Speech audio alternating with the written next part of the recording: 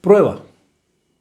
Desde el punto de vista gramatical, la palabra prueba es un sustantivo femenino que se refiere a la acción o el resultado de probar, es decir, examinar, tratar, analizar, comparar, escudriñar, juzgar prácticamente la virtud y propiedades de algo o de alguien.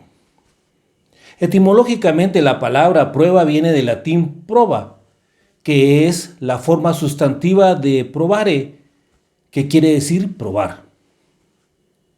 Desde el punto de vista bíblico, la palabra prueba se refiere a la acción que se realiza para demostrar la propia capacidad en alguna cualidad o rasgo personal. Se emplea en la práctica educativa o de enseñanza en un determinado aspecto o área para orientar mejor a las personas en situaciones de vida, en los procesos de instrucción y de adquisición de habilidades en los ámbitos morales y espirituales. La palabra prueba en las personas que, en busca de la perfección espiritual, viven en la renuncia de lo mundano y en la disciplina de las exigencias del cuerpo, alude a las dificultades de la vida que hacen posible probar ante Dios, ante la comunidad y ante uno mismo la profundidad de la propia fe y la realidad de la propia vida cristiana, y reclaman rectitud de intención que se puede comprobar cuando la hora de la dificultad se haga presente en la vida de cada cristiano. La Biblia, la palabra de Dios, nos enseña y nos instruye a los verdaderos creyentes nacidos de nuevo, que deben tenerse por dichosos cuando se vean sometidos a pruebas de toda clase, porque así, cuando su fe en Dios sea puesta a prueba, aprenderán a soportar con más fuerzas las dificultades, que deben resistir la prueba hasta el final para que sean mejores y puedan obedecer lo que se les ordene. Que si no tienen sabiduría, hay que pedírsela a Dios, quien la da a todos en abundancia sin echarles nada en cara, y que deben pedirla con seguridad de que Dios se la dará, porque los que dudan son como las olas del mar, que el viento lleva de lado a lado, porque la gente que no es confiable ni capaz de tomar buenas decisiones no recibirá nada del Señor. Que si alguno es pobre, debe sentirse orgulloso de lo mucho que vale ante Dios. Que si es rico, debe sentirse feliz cuando Dios lo humille, pues las riquezas duran muy poco, y las compara con las flores del campo. Cuando hace mucho calor, las plantas se secan, entonces sus flores se marchitan y pierden su belleza. Lo mismo pasa con el rico. Ni él ni sus riquezas durarán. Finalmente, que al que soporta las dificultades, Dios lo bendice, y que cuando las supera, le da el premio y el honor más grande que puede recibir, la vida eterna, que ha prometido a quienes lo aman. Es una verdad irrefutable que las pruebas están íntimamente ligadas al sufrimiento, a la angustia y al dolor. Y lejos de ser un secreto muy escondido, reservado y oculto que no se puede comprender o explicar, el sufrimiento a través de la prueba a menudo es una maravillosa revelación de la verdad que se debe afrontar con la enseñanza y la instrucción que nos da la Biblia, la palabra de Dios. En el Antiguo Testamento tenemos la historia de Job, en donde se plantea la pregunta del porqué de las aflicciones. Y el mismo libro de Job nos da la maravillosa respuesta a esta pregunta, que es que el sufrimiento a través de la prueba es para la gloria de Dios. Y nos dice que el sufrimiento a través de las pruebas se debe afrontar con integridad, con honestidad, con paciencia, con perseverancia y esperando en Dios. En el Nuevo Testamento, Santiago plantea el tema del sufrimiento a través de la prueba de una manera práctica, explicando, entre otros aspectos interesantísimos, cómo se debe vivir en medio del sufrimiento a través de la prueba, con una actitud positiva, con la perspectiva divina, con paciencia, con discernimiento, con confianza en Dios, con contentamiento, con esperanza en la recompensa prometida, y concluye que el sufrimiento a través de la prueba tiene como objeto probar nuestra fe. De ahí se puede decir que el objeto del sufrimiento a través de la prueba es para la gloria de Dios y para probar nuestra fe, que de forma práctica es creer en Dios, creerle a Dios y creer en sus promesas. Cuando estamos en medio de una prueba, cuando el sufrimiento, el dolor o la angustia nos agobian, es importante tener el conocimiento completo y el discernimiento exacto de lo que nos está sucediendo. Tener alineados nuestra alma y nuestro espíritu, que nos permitan tener el discernimiento espiritual para entender los procesos espirituales que se desarrollan en medio de nuestro sufrimiento, porque el objeto de la prueba es probar nuestra fe. La actitud del verdadero creyente nacido de nuevo en medio del sufrimiento a través de las pruebas debe ser tener sumo gozo cuando se halla en diversas pruebas. No porque el sufrimiento, la angustia y el dolor generen gozo, sino porque los resultados de estos pueden llevar gozo a nuestras vidas. Dios espera que en esas situaciones nosotros empecemos a crecer y a tener madurez espiritual, porque ese es el propósito al que apuntan las pruebas y el sufrimiento a través de las pruebas, nuestro crecimiento espiritual. Así seremos un grupo unido y llegaremos a tener todo lo que nos falta, seremos perfectos como lo es Cristo, por conocer al Hijo de Dios y por confiar en Él.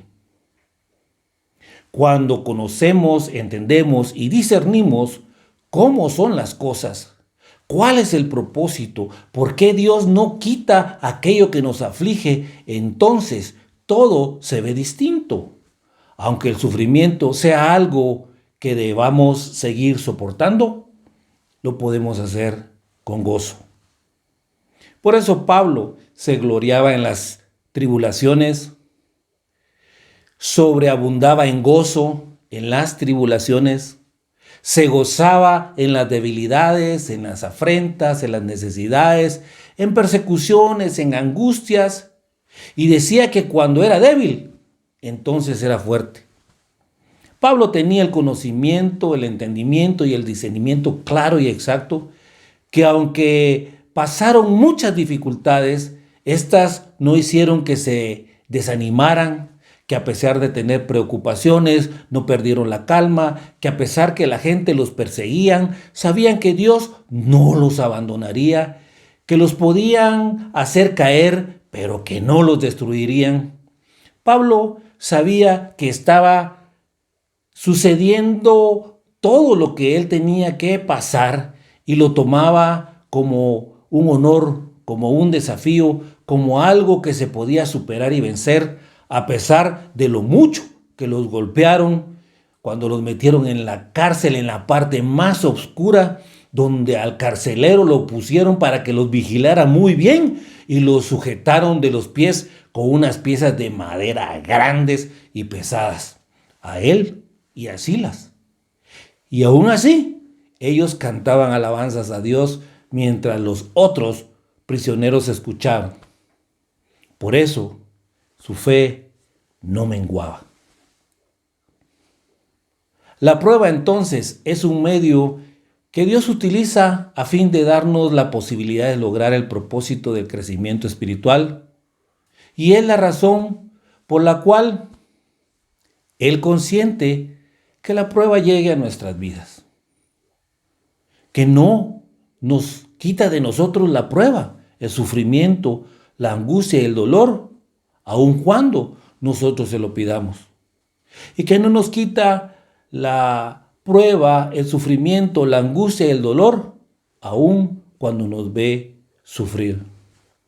Porque la expectativa es que seamos perfectos y cabales sin que nos falte cosa alguna. Es a través de la prueba que se obtiene paciencia, y es a través de la paciencia que se alcanza perfección. Por eso la paciencia en medio de las pruebas y la actitud de gozo es como el verdadero creyente nacido de nuevo debe madurar como parte del fruto del Espíritu tratado por Pablo en Gálatas capítulo 5, versículo 22. Cuando la paciencia y el gozo se desarrollen y maduren, entonces también llegará la madurez espiritual, que aunque lo que se debe atravesar para obtenerla no es nada agradable, esto nos permitirá permanecer fiel ante la prueba con la actitud correcta, y entonces la madurez espiritual se puede conseguir. Cuando sabemos que estamos sufriendo a través de la prueba, cuando estamos realmente conscientes de ello, entonces tenemos la capacidad de ver la misma como algo que se puede superar. Porque si es una prueba, significa que todo está dentro del control de Dios, que contamos con las herramientas espirituales necesarias y que además Dios nos brindará su ayuda. Esto hace que se vea toda circunstancia de sufrimiento desde una perspectiva distinta. La prueba, aunque no deje de ser dura, es entonces un obstáculo que sí se puede superar. Entonces, aunque suframos, lo que debemos hacer es pedirle a Dios sabiduría. Y es interesante que la Biblia no dice que le pidamos a Dios por nuestros problemas, sino que le pidamos sabiduría y que se la debemos pedir con fe, no dudando, porque Dios se las da a todos en abundancia y sin reproche, afirmando de forma clara y precisa que no será dada. Y es porque al obtenerla, sabremos desde la perspectiva de Dios lo que se debe hacer y todo lo necesario para poder hacerle frente al sufrimiento a través de la prueba. Es demasiado fácil que dudemos y discutamos, luchemos con la esperanza de encontrar nuestra propia solución. Esta lucha produce confusión e inseguridad. Se debe dejar de luchar, se debe descansar y confiar en Dios. Cuando nosotros confiamos en Dios y esperamos, vendrá su solución. Tendremos paz y tendremos seguridad y estabilidad. Es la falta de paz la que produce inestabilidad en nosotros y la que nos hace víctimas de las olas, y además de sufrir, no recibiremos cosa alguna del Señor. Nuestra responsabilidad como verdaderos creyentes nacidos de nuevo es mantenernos firmes en la fe, porque el objeto del sufrimiento a través de la prueba es probar nuestra fe. Debemos conocer, entender y discernir que el propósito de un período de prueba nos va a llevar a crecer espiritualmente, porque la capacidad para aguantar en medio de la aflicción no depende de las posesiones materiales que un verdadero creyente nacido de nuevo posea. Depende del contentamiento con Dios y con el plan de vida que tiene para cada uno de nosotros. El pobre puede sentirse orgulloso de lo mucho que vale para Dios.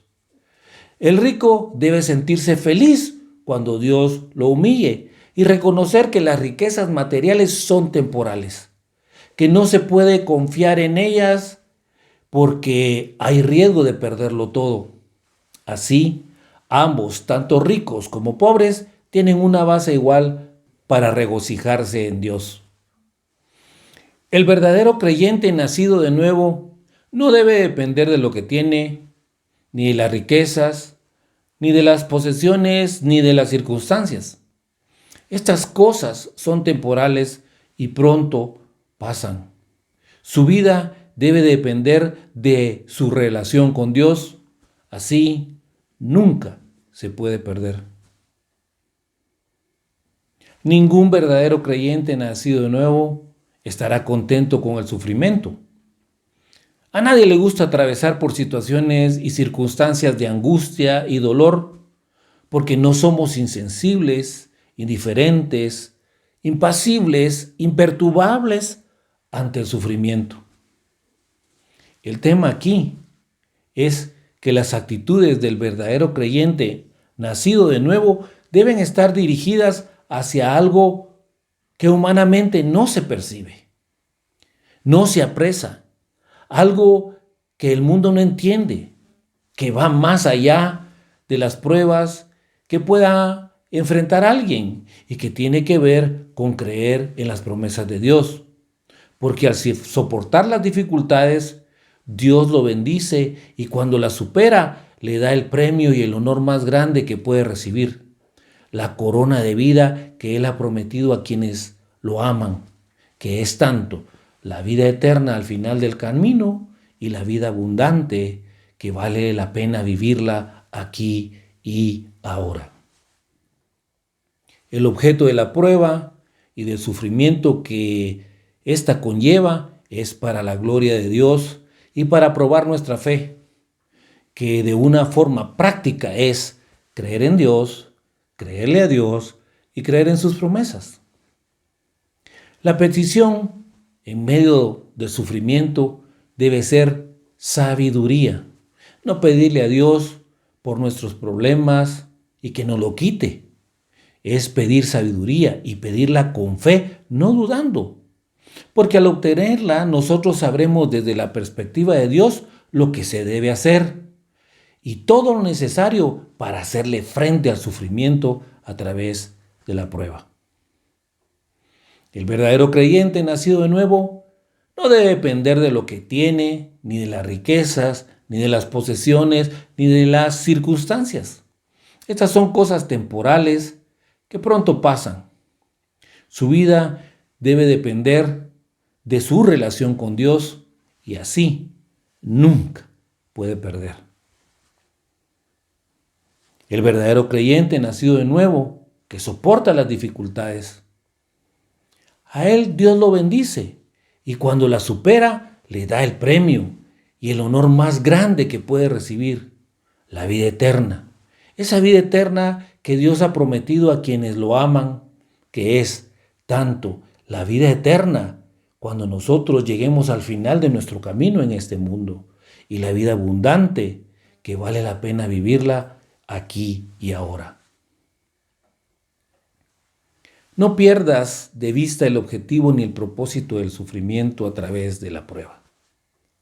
Si estás pasando por prueba, no claudiques, mantén tu fe, no te desvíes, no quites la mirada del Señor, ya que junto a Él es posible superar cualquier obstáculo, crecer espiritualmente y llegar a ser la persona perfecta a la medida de la estatura de la plenitud de nuestro amado Señor Jesucristo.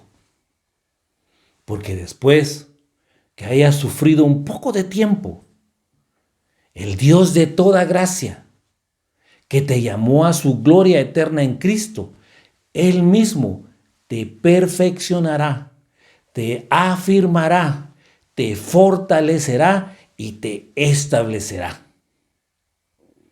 Algo más que necesitas saber es que tu sufrimiento también tiene un propósito que va más allá de tu propia vida, aunque ahora mismo tú no lo entiendas. Oremos. Padre, te damos gracias por tu maravillosa palabra. Te damos gracias porque tu palabra siempre nos enseña, nos instruye, pero también nos corrige y nos redarguye. Gracias, Padre, porque hoy podemos aprender que podemos sufrir nosotros dolor, angustia por medio de las pruebas y que debemos tener una actitud correcta delante de ti, porque lo que está siendo probado es nuestra fe. Y el propósito que tú tienes es que nosotros crezcamos espiritualmente. Muchas gracias, Padre, por darnos la perspectiva del Antiguo Testamento de Job, que todo lo que él sufrió, lo único que está diciendo es que él lo pasó para tu gloria. Pero gracias por el Nuevo Testamento, donde Santiago nos dice de forma práctica cómo podemos nosotros atravesar el sufrimiento. Y te pedimos en el nombre del Señor que nos ayudes, que nos des la fortaleza que necesitamos para enfocarnos en la perspectiva correcta y entender que tú nos amas de tal manera que lo que quieres para nosotros siempre es lo mejor. Gracias, Señor, por esas pruebas que vienen.